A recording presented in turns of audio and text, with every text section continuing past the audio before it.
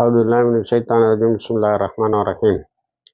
அன்பார்ந்த நேயர்களே, முழு பாலஸ்தீன விடுதலையை நோக்கி ஏற்படுகின்ற நகர்வுகளில் எப்படியெல்லாம் தடைகளை வெட்டி போட முடியும் என்று இஸ்ரேலினுடைய போர்க்குற்றவாளி பெஞ்சமின் நெத்தன்யாஹூ ஆலோசித்து கொண்டு இருக்கிறார். இன்று காலை 8:30 மணி அளவில், நமக்கு 12 மணி அல்லது 1 மணி அளவில் 3 ஹாஸ்டேஜஸை விடுவிக்க ஹமாஸ் ஏற்கனவே ஒத்துக்கொண்டபடி 3 ஹாஸ்டேஜஸுடைய பெயர்களையும் கொடுத்து விட்டது. இஸ்ரேலும் ஒத்துக்கொண்டது. அதற்கு பதிலாக 369 பாலஸ்தீன கைதிகளை, இஸ்ரேலினுடைய சிறையில் இருக்கின்ற அப்பாவிகளை வெளியே விட வேண்டும். அதில் 36 பேர் லைஃப் சென்டென்ஸ் என்று சொல்லக்கூடிய ஆயுள் தண்டனை பெற்றவர்கள், 333 பேர் காசாவை சேர்ந்தவர்கள். இவர்களெல்லாம் இன்று விடுவிக்கப்பட வேண்டும், விடுவிக்கப்படுவார்கள் என்பதுதான் இதுவரைக்கும் இருக்கின்ற தகவல். ஆனால் கடைசி நேரத்தில் நெத்தன்யாஹூ ஒரு குண்டை எடுத்து போடுகிறார். என்னவென்று சொன்னால், நான் ட்ரம்ப் சொல்வதை கேட்டுதான் நடப்பேன் என்று. மானங்கெட்டவர்கள் 110 ஆண்டுகளாக தீவிரவாதத்தை அதை இதை நம்பி அடுத்தவன் பூமி ஆக்கிரமித்து வச்சுக்கிட்டு 110 ஆண்டுகளாகவும் முதலில் ஆங்கில நாட்டினுடைய பாதுகாப்பிலும், அதன் பிறகு இப்போதைய வல்லரசு அமெரிக்காவினுடைய பாதுகாப்பிலும் வாழ்ந்து கொண்டு இருக்கிறார்கள். இன்னும் ஒரு தன்னிறைவை பெற்ற நாடாக ஆக்கி கொள்ள முடியவில்லை. ஏனென்று சொன்னால், வாழ்வது ஆக்கிரமித்து அபகரித்த பூமியில். அதன் பிறகு எப்படி இவர்கள் நிம்மதியாக வாழ முடியும்? நிச்சயமாக முடியாது. ஆனால் ஹமாஸ் போர் நிறுத்தத்தில் நாம் நேற்று சொன்னது போல முன்பின் இல்லாமல் எல்லாத்தையும் நாங்கள் நிறைவேற்ற தயாராக இருக்கிறோம். ட்ரம்ப்போடைய பம்மாத்தெல்லாம் இங்கே வேண்டாம் என்று சொல்லிவிட்டார்கள்.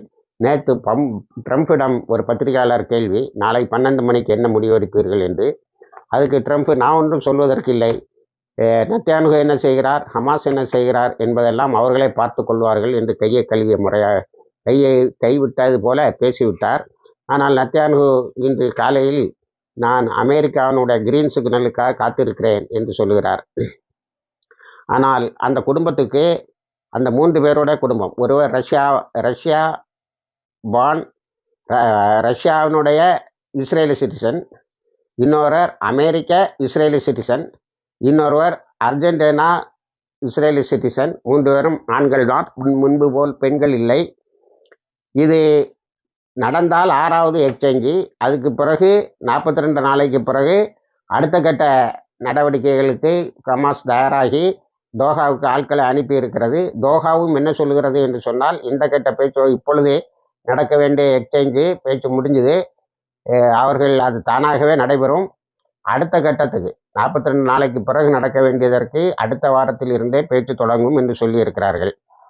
இதனிடையே ஜெருசலம் ஹெட்ஸ் ஆஃப் சர்ச்சஸ், நேற்று நம்ம ஒரு செய்தியை சொன்னோம். 350 ராபிஸ், அதாவது யூத பாதிரிகள் கையெழுத்து போட்டு ஒரு ஆப்பை கிரியேட் பண்ணி அதில் அதிகமாக கையெழுத்து சேர்த்து கொண்டு இருக்கிறார்கள். அது ட்ரம்புக்கு எதிரானது. இப்போ ஜெருசலம் ஹெட்ஸ் ஆஃப் சர்ச்சஸ், அதாவது அங்குள்ள ஆலயங்களின், கிறிஸ்தவ ஆலயங்களின் தலைவர்கள் ஒரு அறிக்கையை நேற்று வெளியிட்டு இருக்கிறார்கள். அதில் ட்ரம்புடைய பாலஸ்தீனர்களை இங்கிருந்து மாற்றக்கூடிய திட்டத்தை கடுமையாக எதிர்த்து ட்ரம்பை விமர்சித்து, இவர்களெல்லாம் நம்பிக்கைக்குரியவர்கள் அல்ல, யாரோ ஒரு ஜனநாயகம் இந்த போர்க்குற்றவாளிகளை எல்லாம், இந்த நிரூபிக்கப்பட்ட குற்றவாளிகளை எல்லாம் ஒரு நாட்டினுடைய, ஒரு வல்லரசனுடைய அதிபராக ஆக்குகிறது. இதை மக்கள் நிச்சயமாக ஏற்றுக்கொள்ள மாட்டார்கள். சர்ச்சஸ், கிறிஸ்தவர்கள் பிரதிநிதிகளாக இருக்கின்ற ஆலயங்களும் ஏற்றுக்கொள்ளாது என்று சொல்லியிருக்கிறார்கள். இப்போ யூத பாதிரிமார்களும் கிறிஸ்தவ பாதிரிமார்களும் இதற்கு எதிராக இருக்கிறார்கள். இதெல்லாம் முத்தாய்ப்பு வைத்த மாதிரி இந்த அரப் ஆல்டர்னேட்டிவ்னு நேற்று ஒன்று பேச ஆரம்பிச்சிட்டாங்க.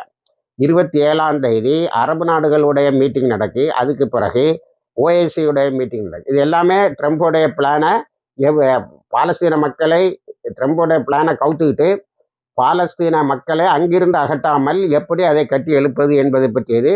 இதில் பெரிய ஆச்சரியம் என்னன்னா, சவுதி அரேபியா லீடிங்கில் இருக்கேன். அடுத்தது, நேற்று அல்லாஸ்கா பள்ளிவாசலில் 40,000 பேர் ஜும்மா தொழுது இருக்கிறார்கள். அமெரிக்காவில் கொலம்பியா யூனிவர்சிட்டி மாணவர்களை பற்றி ஏற்கனவே நம்ம காணொலியில் சொல்லியிருந்தோம். அந்த மாணவர்கள் ப்ரோ பாலஸ்தீனன் போராட்டத்தை நேற்று நடத்தியிருக்கிறார்கள். ட்ரம்ப்புக்கு எதிரான போராட்டம். அது 50 ஸ்டேட்லேயுமே நடக்குது. ட்ரம்ப் எத்தனை நாள் பதவியில் இருப்பான்னு தெரியல. ஆனால் 4 வருஷத்துக்கு ஒன்றும் செய்ய முடியாதுன்னு நினைக்கிறேன். டெமோக்ரஸியோட மிகப்பெரிய பலவீனம் அது.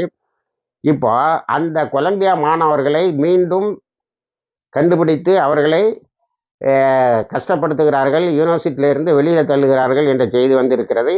இப்போ பாலஸ்தீனில் காசால நடந்த கொடுமைகளை பொறுத்து கொள்ளாதவர்களில் முதலில் நிற்பது உலகெங்கும் உள்ள பல்கலைக்கழக மாணவர்கள். ஸ்பெயினில் நான் ஏற்கனவே சொன்னேன், சாகும் வரை உண்ணாவிரத்தை ஏற்பாடு பண்ணதுனது மாணவர்கள். கொலம்பியா யூனிவர்சிட்டி இஸ்லாமிய மயமாயிட்டு இருக்குன்னு சொல்லுவேன். ஏன்னா அந்த மக்கள் எல்லாம் எப்படி இந்த மக்கள் இவ்வளோ கஷ்டத்தையும் தாங்கிட்டு தங்களுடைய நாட்டோடு இருக்கிறார்கள், தங்களுடைய பூமியை விட்டு கொடுக்க மாட்டேன் என்கிறார்கள் என்பதை கண்டுபிடிப்பதற்கு இஸ்லாத்தை படிக்கிறார்கள்.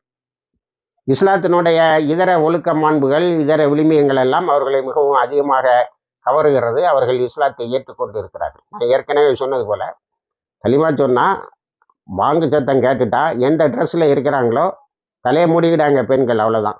அந்த ட்ரெஸ்லையே தொழுறாங்க, பிறகு போய் ஹிஜாப் வாங்கிக்கிட்டாங்க, புர்கா வாங்கிக்கிட்டாங்கங்கிற செய்திகள் வந்துகிட்டு இருக்கு. அவ்வளவு ஈடுபாடாக ஹிதாயத்தை கொடுத்த அல்லாஹ் உடனே இஸ்லாத்திலையும் அவங்களை ஆமன்னாங்கிறது மட்டுமில்லை, அவர்களை தொழுகையிலும் இணைத்து விடுகிறான் என்பதுதான் மிகவும் முக்கியமாகப்படுகிறது. அடுத்தது, இப்போ ட்ரம்ப்புக்கு பிளானுக்கு உலகமே ஏற்று நிற்கிது. அதனால் ட்ரம்ப் நேற்று பேட்டியில் என்ன சொல்லியிருக்காரு, எனக்கு அதெல்லாம் ஒன்றும் இதில் இவங்க என்ன செய்கிறாங்க, அவங்க என்ன செய்கிறாங்க, அவங்க பார்த்துட்டு போட்டுன்னு. அடுத்து இப்போ என்னன்னா மிகப்பெரிய சங்கடமாக இருப்பது, இந்த ரபிள்ஸ் நீக்கிட்டு இருக்கிறாங்க, ஒதுக்கிட்டு இருக்கிறாங்க. ஓரளவுக்கு நான் சொன்ன மாதிரி வந்திருக்கு. இந்த மொபைல் ஹோம்ஸை நேற்று வரைக்கும் போனதை இன்னைக்கு தடுத்து வச்சுருக்கான், உள்ளே விடமாட்டேன் அப்படின்னு. ஒவ்வொரு ட்ரக்குக்கும் அவன்கிட்ட பெர்மிஷன் வாங்கி போகணுங்கிற மாதிரி ஒரு கண்டிஷனை வைத்திருக்கிறார்கள். அதெல்லாம் நேற்று கடகடா போச்சுது. போன வரைக்கும் லாபம்னு எடுத்துக்கிட வேண்டியதான். இன்றைக்கி நிறுத்தியிருக்கான். இன்றைக்கி 12 மணி டெட்லைனை வேறு அவங்க வேறு சொல்லியிருக்காங்க. ஹமாஸ் 2க்கும் தயாராக இருக்குன்னு சொல்லிட்டாங்க. போர்னா அமெரிக்கா, நீ வா சோல்ஜர்ஸை கொண்டு வா காசாக்கு, உன்னுடைய படை வீரர்களே காசா கொண்டு வா, எத்தனை பேர் திரும்ப போகிறீங்கன்னு பார்ப்போம் அப்படின்னு சொல்லியிருக்காங்க. அடுத்தது, இப்போ ரொம்ப சங்கடமான விஷயம் என்ன சொன்னால், வெஸ்ட் பேங்கில் இருக்கக்கூடிய மேக்கரையில் இருக்கக்கூடிய எல்லா கட்டடங்களையும் எடுக்கிறான்.